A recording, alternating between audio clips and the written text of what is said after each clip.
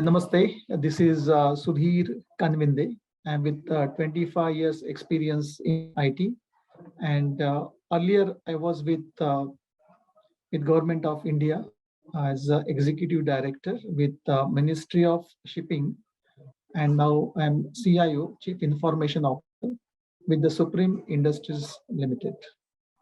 The manufacturing sector benefit tremendously with innovations. The benefits are also very tangible. There are improvements in processes leading to better efficiencies. The pandemic made us review everything. Change was accepted more. Technology is always there to leverage business goals. I joined Supreme in July 2021. Earlier, I was with IPA, Ministry of Ports, Shipping and Railways. We initiated many digital transformation projects directly contributed to doing business. Edge computing trend is bound to continue in 2022.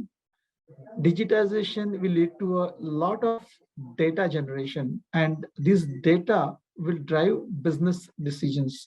So data-driven decisions making is the future. Cybersecurity will remain a concern and it has to be dealt with. See, IoT is very relevant in all industries. The data generated can be used for prescriptive as well as predictive analysis.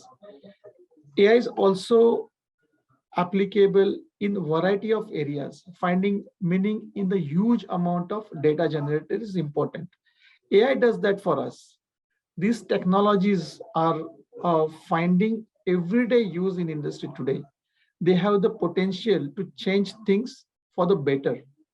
Industry 4.0 is the trend for manufacturing sector. Now I'm back from government to corporate and in manufacturing sector. So industry 4.0 is very important for us. Every process can be reviewed and reworked if required.